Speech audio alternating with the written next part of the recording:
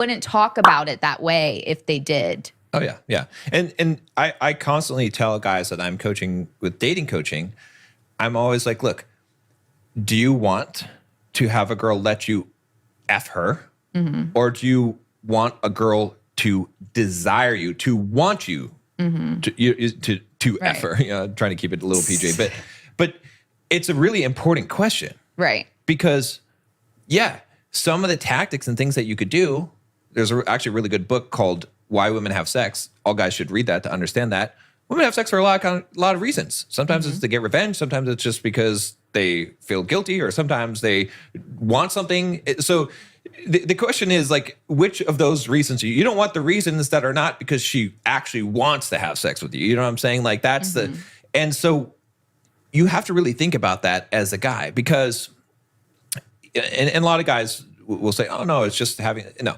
There's a qualitative difference between having sex with a person who wants to have sex with you and someone who lets you. Right. And you know what it feels like. And the let you part it's not even worth it's not even worth it. You know what I'm saying? And so that's what's going to happen in a lot of these cases, especially when guys are trying to circumvent. Some guys try to circumvent this, but they're like, okay, if I have a lot of money, if I have 6-pack abs, I mean, maybe then you got more of the desire, but it's still not going to be what you think it is. Right. But you can't circumvent this. You have to actually learn how to be a man that women are attracted to. And you can't, going to another country, having a lot of money, all of these things, they're not going to solve that problem. Yeah, if you have money, maybe if you go to another country, will women let you, sure, maybe they'll let you, right? Because they want to get something from you. But if you want the thing that they want to get from you to be what you got in your pants, then you can't circumvent that. So right. Yeah.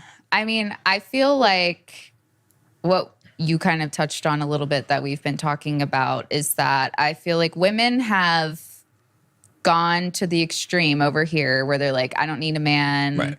We don't like men. And men have gone to the extreme over here. We don't need women. We can just go buy some or go to a different country, passport, bro it up. And we don't really like women. And that has caused each other to hate each other. Right. Rather than everybody realizing the good things about each other's qualities to help bring people back from these extremes. And I mean, that's why we started this podcast. Yeah. And that's what we're trying to do, is get people to actually understand that this extreme, this passport bros extreme, is not going to get you what you actually want. And this I don't need a man, I don't want a man is not going to give you what you actually want. Because deep down, like I said, I believe everybody wants love. Whether they'll admit it or not, they want love. And so if you're going and trying to get the easy way, that's not going to happen. And if you're over here acting like, well, I don't really need love, you're both depriving yourself of the thing you actually want. And instead of working to bring that back to a place where more people can have it, we're getting further and further away for the people who are on these extremes. Exactly. Yeah. And what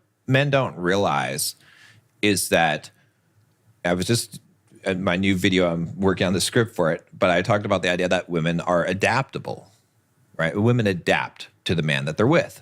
This is a quality of women because women are responders, not initiators, right? And so from a biological, evolution perspective, like you said, women do what they need to survive. Women have a very strong survival instinct. That's why women want security. That's why they want safety. That's why they want a man that can provide. It's not because they want the money. It's because they want the security. They want the safety. Well, we don't have the physical strength that men have. So we have to have the mental strength in order to survive. So that's why women are often thinking ahead of things or thinking about what if this happens, or thinking about, okay, well, I need a man to do this, like provide safety or whatever those things are. And that's why women are more selective. And that's why I don't think it's a bad thing because it's her survival. And what these men also don't realize that you and I have been talking about, and a lot of the conversations we've been having, is that if you just learned how to be more of a man and be a good man, you will immediately get taken off the market. For sure, yeah. Women will snatch up a good man so fast because it's so rare. Right. And you can become this rare being by working on yourself. Right.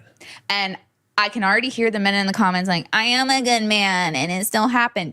Obviously, you're not. Obviously, there's still something that you're not doing right. And I'm not saying that you're a bad man, right, but you're not as good as you think you are. You're probably lacking supporting a woman emotionally or some other aspect. You might be doing a lot of good things. Right.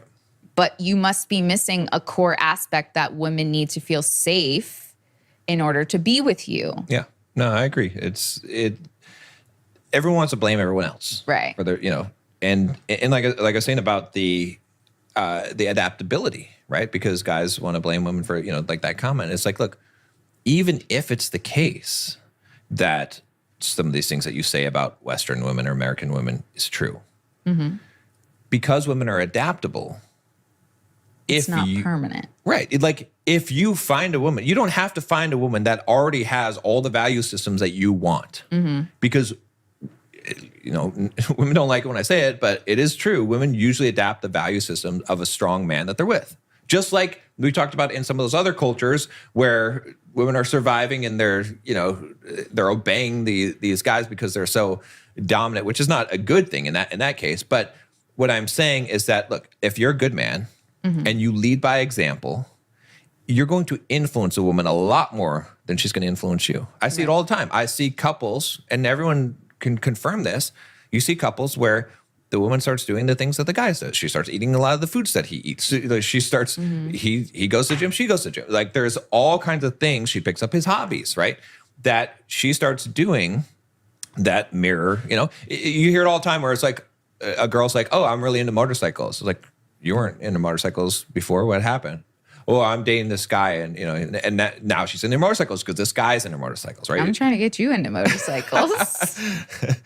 Not here, actually. Not in California. But what I'm saying is that guys are thinking they need to go to another country and find a girl, which good luck. A good Christian woman who's a virgin and has these family values that, and sure, maybe somewhere in Eastern Europe, maybe you're going to find that. But again, she's not going to just accept any kind of man that, just because you're American. But you don't need to find that. Instead, you can be the man to influence the women around you.